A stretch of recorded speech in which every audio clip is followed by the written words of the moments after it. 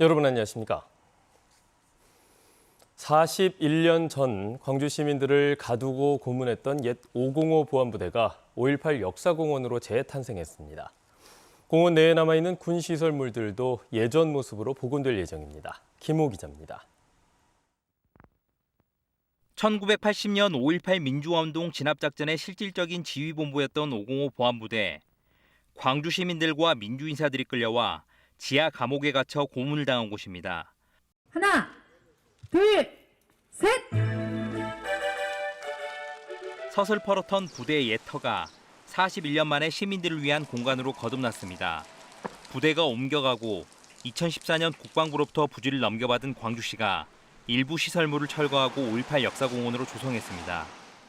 36,000제곱미터 크기의 부지에는 80년 5월 열흘간의 항쟁을 기록한 조형물이 세워지고 공연을 위한 무대와 산책로가 만들어졌습니다. 5.18을 경험한 세대와 경험하지 못한 세대, 광주 시민들과 관광객 누구나 이곳에서 5월의 진실과 마주하고 나눔과 연대 광주 정신을 가슴에 새기는 장이 될 것입니다. 5.18 당시 이곳을 직접 경험했던 시민들의 감회는 남다를 수밖에 없습니다. 5.18 때 잡혀 들어가지고 고문을 받던 곳이기도 합니다.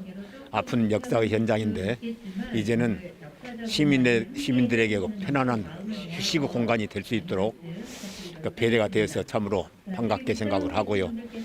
광주시는 5.18 사적지인 공원 내 505 보안부대 본관 등은 원형에 가깝게 복원하고 일부 건물은 리모델링을 거쳐 교육공간으로 활용할 계획입니다. KBS 뉴스 김호입니다.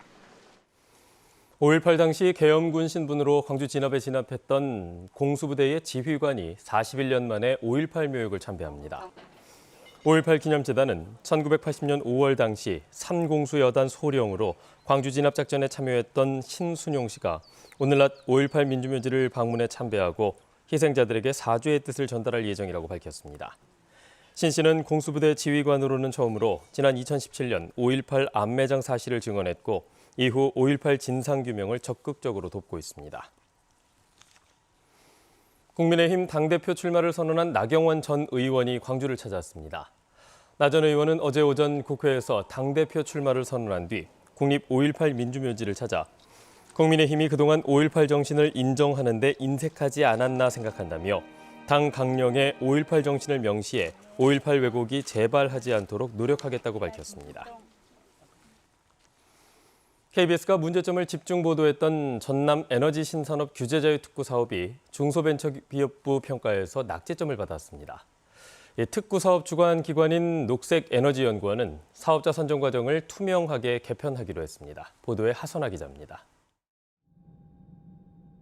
발전 사업 자격이나 전기공 사업 면허가 없는 사업자들의 참여로 사업이 지체되고 불법 시공까지 드러난 전남 에너지 신산업 규제자유 특구. 중소벤처기업부의 운영 성과 평가 결과 전국 14개 특구 가운데 유일하게 성과 미흡 평가를 받았습니다.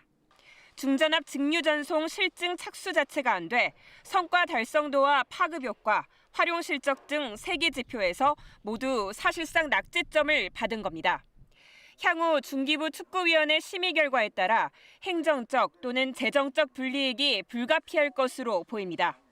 그리고 전남도에서 제출한 개선대책 내용이나 개선 대책의 추진 상황을 검토해서 재정 지원 등의 어떤 페널티를 부여할 건지 그런 부분들을 검토를 하게 될 것 같습니다.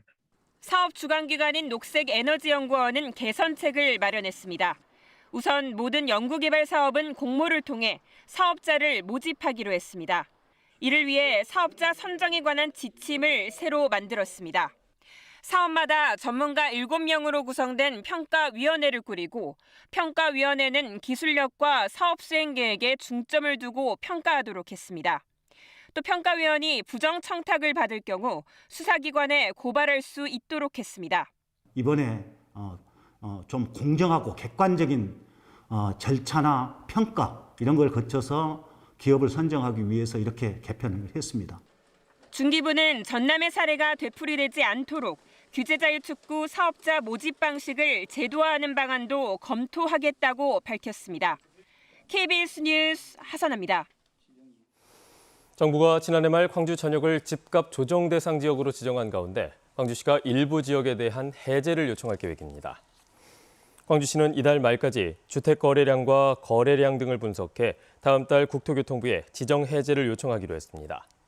조정 대상 지역은 국토부 장관이 6개월마다 지정 기준을 심의해 재지정하게 돼 있습니다. 어제 오후 6시를 기준으로 광주에서는 코로나19 신규 확진자 8명이 추가됐습니다.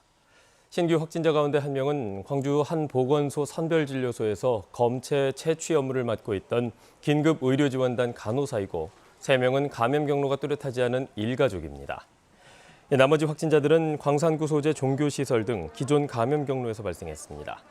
전남 지역에서는 그제 확진자의 접촉자들로 여수에서 일가족 9명, 목포에서 1명이 확진됐습니다.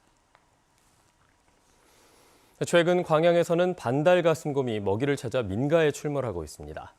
이 개체수 복원을 위해서 3년 전에 지리산에 풀어놓은 개체수 중 한 마리로 추정되는데 주민들의 주의가 필요합니다. 정아람 기자의 보도입니다. 검은색 곰이 펜션 야외 식당을 어슬렁거립니다. 냄새를 맡으며 건물 안쪽을 향해 기웃거리다 마당으로 달려나갑니다.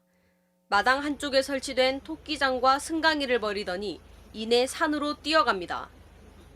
전남 광양 백운산에서 멸종 위기종인 반달 가슴곰이 목격된 건 지난 7일. 먹이를 찾아 산 아래 민가까지 내려왔습니다. 처음 본 주민은 이게 멧돼지인 줄 알고 이렇게 했었는데 자세히 보니까 반달곰 같아서 이제 신고를 했고. 반달 가슴곰은 이튿날인 8일과 13일에도 목격됐습니다. 민가에 설치된 닭장을 흔들어 부수려다 되돌아갔습니다. 이후에도 백운산의 한 남자의 부엌에 들어가 어지럽히는가 하면 등산객이 곰을 목격했다는 신고가 접수됐습니다. 국립공원연구원은 이 곰이 2018년 러시아에서 온 수컷으로 지리산에 방사된 RM68번 개체일 것으로 추정했습니다. 연구원 측은 겨울잠에서 깨어난 반달가슴곰이 먹이 활동을 위해 내려온 것으로 보고 위치를 추적하고 있습니다. 주간 위치 추적 과정에서 민가 주변으로 이동이 확인되면 저희가 야간까지 24시간 개체 위치를 추적하고 있고요. 마을 이장단을 통해서 정기적으로 반달가슴곰 위치 공유를 하고 있고, 국립공원연구원은 주민의 안전을 위해 산과 인접한 민가에선 음식물 쓰레기를 마당에 내놓지 말고 곰을 마주쳤을 때는 사진을 찍는 등 자극하지 말 것을 당부했습니다. KBS 뉴스 정아람입니다. 여수 세계박람회장 한화 아쿠아플라넷에 있던 벨루가 2마리가 잇따라 폐사한 데 대해 시민사회단체가 남은 1마리를 자연으로 돌려보낼 것을 촉구하고 나섰습니다. 동물자유연대와 여수환경운동연합 등은 어제 집회를 열고 벨루가의 수명이 30년인데 폐사한 루이와 루오는 12년에 그쳤다며 수족관 생활이 벨루가에게 얼마나 부적합한지를 보여주는 사례라고 주장했습니다. 멸종위기종인 흰고래 벨루가는 2012 여수 세계박람회 이후 한화 아쿠아플라넷에 3마리가 전시됐는데 지난해 7월 수컷 루이에 이어 지난 5일 수컷 루오가 폐사해 현재 암컷 루비 1마리만 남아 있습니다.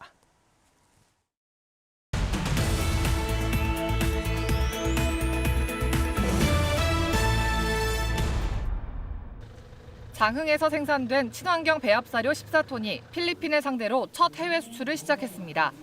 장흥군은 필리핀 수출을 시작으로 수출국을 다각화하고 뱀장어 배합사료 위주의 품목에서 넙치 등 다양한 어류 사료도 수출할 예정입니다. 영암군이 한국조폐공사와 영암사랑카드 발행을 위한 업무 협약을 체결하고 종이형 지역 상품권에 이어 카드형 상품권을 선보입니다. 영암군은 카드형 상품권이 도입되면 판매 전 방문 없이 구입과 결제가 가능하고 상품권 소지에 따른 불편함을 해소할 수 있을 것으로 전망했습니다. 광주시 남구가 코로나19 장기화에 따른 비대면 문화가 확산됨에 따라 어르신들에게 유익한 정보 제공과 다양한 볼거리를 제공하기 위해 으뜸효 남구TV 유튜브 방송국을 운영합니다. 으뜸효 남구TV 유튜브 방송국은 실시간 소통과 비대면 방식을 통해 어르신들의 여가 활동을 활성화하고 각종 정보 취득에 대한 어르신들의 접근성을 강화하기 위해 마련됐습니다. 영광군과 중소기업중앙회 광주전남 지역본부가 영광지역 중소기업과 소상공인 지원사업 추진을 위한 업무 협약을 체결했습니다. 이번 협약은 중소기업과 소상공인에 대한 지원과 협력을 강화하고 지역 중소기업 제품 우선 구매와 노란우산공제 희망장려금 지원 사업 시행을 주요 골자로 하고 있습니다. 지금까지 단신 브리핑이었습니다. 국가보안법 폐지 광주시민행동은 어제 광주 YMCA 무진관에서 기자회견을 열고 지난 10일 국가보안법을 폐지하자며 시작한 국민행동의 청원이 9일 만인 어제 10만 명의 동의를 받아 제출 요건을 달성했다고 밝혔습니다.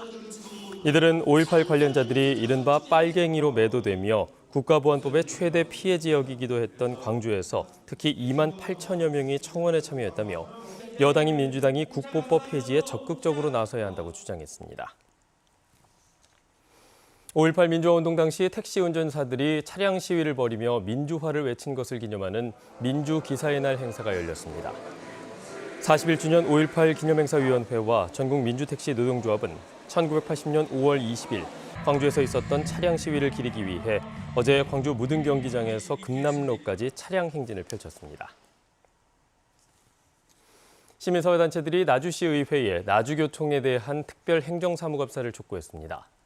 광주 경실련과 참여자치 21은 나주교통이 상습적인 노선 결행과 불법 회차 등을 반복해왔는데도 제대로 된 지도 감독 없이 시 보조금이 늘고 있다고 주장했습니다. 이들은 나주시의회가 특별 행정사무감사를 통해 각종 문제점을 확인해야 한다고 밝혔습니다. 새해 첫날 음주운전 교통사고를 내서 20대 여성을 숨지게 한 운전자가 징역 8년형을 선고받았습니다.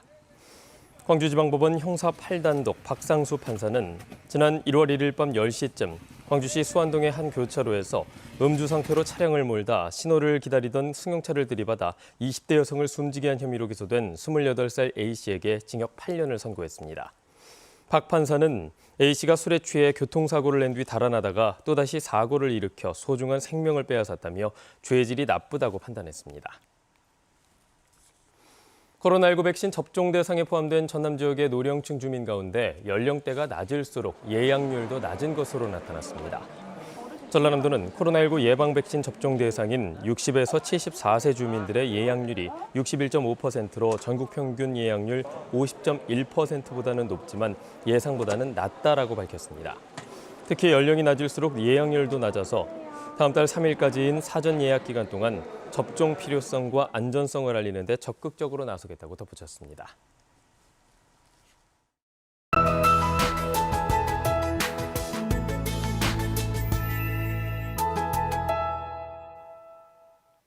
오늘은 여름의 두 번째 절기 소만입니다. 여름의 문턱이라고도 하지만 소만 바람에 설날근이 얼어 죽는다 라는 속담도 있습니다. 그만큼 이 무렵에 부는 바람이 차고 쌀쌀하다라는 뜻인데요.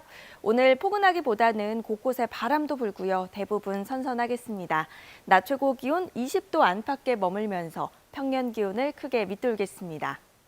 하늘도 종일 흐리겠고요. 광주와 전남 동부 지역을 중심으로는 정오 무렵까지 빗방울이 조금 떨어지겠습니다. 이 지역에 사시는 분들은 작은 우산 챙기시면 좋겠습니다. 지역별 기온 살펴보겠습니다. 현재 기온 대체로 어제와 비슷합니다. 화순과 한평 14도 가리키고 있고요. 낮 기온은 내륙은 19도에서 20도로 어제보다 1, 2도가량 높겠습니다. 여수 21도, 고흥 22도로 어제보다 4, 5도가량 높겠지만 예년 이맘때보다는 기온이 낮겠습니다. 목포의 낮 최고 기온 19도, 강진과 장흥, 완도 21도까지 오르겠습니다. 신안을 비롯한 그 외 도서 지역도 19도 안팎에 머물겠습니다. 남해 서부 먼바다는 오늘까지 바람이 강하게 불고 물결이 최고 2.5m로 다소 높겠고요. 서해 남부 해상은 모레까지 안개가 짙겠습니다. 항해나 조업하는 선박들은 주의하셔야겠습니다. 내일 아침부터 맑아져서 주말에는 다시 맑고 또 초여름 더위가 찾아오겠습니다. 날씨였습니다. 뉴스를 마칩니다. 여러분 고맙습니다.